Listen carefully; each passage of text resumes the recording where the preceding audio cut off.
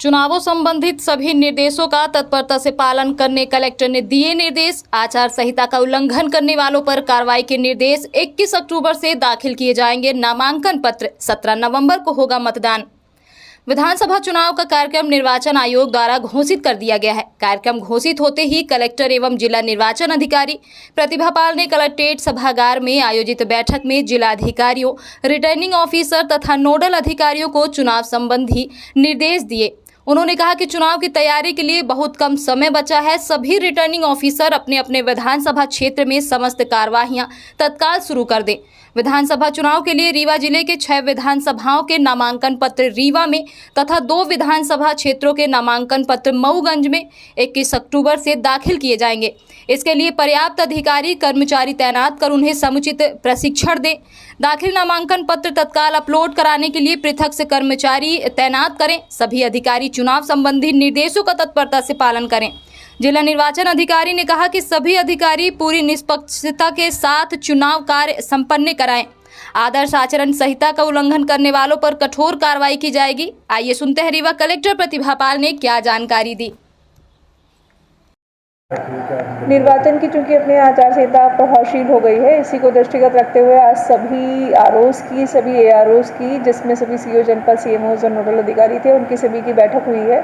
उद्देश्य ये था कि आने वाले जो 21 तारीख है तब से हम लोगों के नॉमिनेशन शुरू हो जाएंगे, तो सभी आरओ और एआरओ तैयार रहें, उनकी पूरी तैयारियाँ रहें।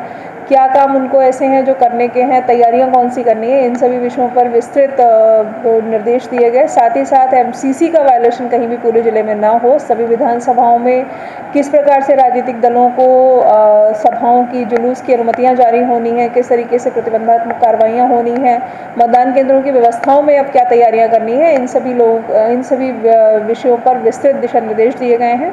साथ ही साथ जो नोडल अधिकारी बनाए गए हैं विभिन्न कार्यों के लिए, चाहे वो सामग्री का वितरण हो, चाहे ट्रेनिंग एक इम्पॉर्टेंट एस्पेक्ट है ट्रेनिंग का, इलेक्शन का, तो ट्रेनिंग के भी नोडल अधिकारी को ये निर्देश दिए गए हैं कि ट्रेनिंग का पूरा शेड्यूल जारी हो चुका है अपने यहाँ, तो उस अनुसार अब ट्रेनिंग शुरू हो जाए। ट्रेनिंग की क्वालिटी अच्छी रखी जाए, लोगों के हैंड्स ऑन रखे जाएँ, ताकि जो भी ट्रेनिंग हो रही है उनमें सभी जो इलेक्शन से जुड़े हुए अपने कर्मचारी हैं उन सभी को कम से कम ईवीएम का संचालन आता हो, ताकि मतदान के दिन जो ईवीएम में कभी कभी दिक्कतें आती हैं वैसा कहीं सामना हम लोगों को किसी मतदान केंद्र पर ना करना पड़े। तो इस तरीके से एक विस्तृत ओवरऑल समीक्षा, ओवरऑल दिशा निर्देश, आगामी 10 दिन की जो हम लोगों की कार्यप्रणाली क्या रहेगी, उसकी क्या रणनीति रहेगी, इसके लिए आज की बैठक बुलाई गई थी। और पोस्टर बैनर वगैरह जो शहर में लगाए जा रहे हैं, संपत्ति विरूपण को लेकर भी लगातार सभी जगह कार्रवाइयाँ हो रही हैं, न सिर्फ नगरीय क्षेत्र में बल्कि ग्रामीण क्षेत्र में भी। सीओ जनपद, सभी नगर पंचायतों में सीएमओज़ और नगर निगम रीवा के अंतर्गत कमिश्नर नगर निगम को ये निर्देश दिए गए हैं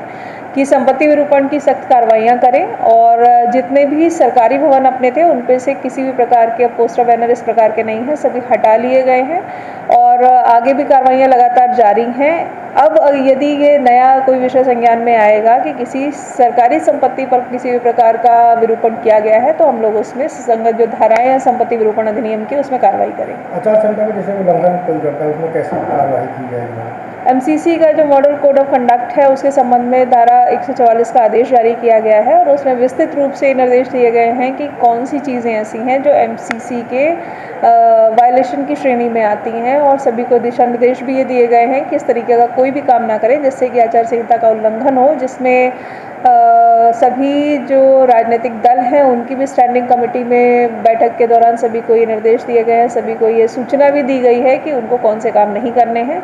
यदि कोई भी व्यक्ति एमसीसी का कोई वायलेशन करता है तो हम लोग आईपीसी की धाराओं में, सुसंगत धाराओं में कार्रवाई करें।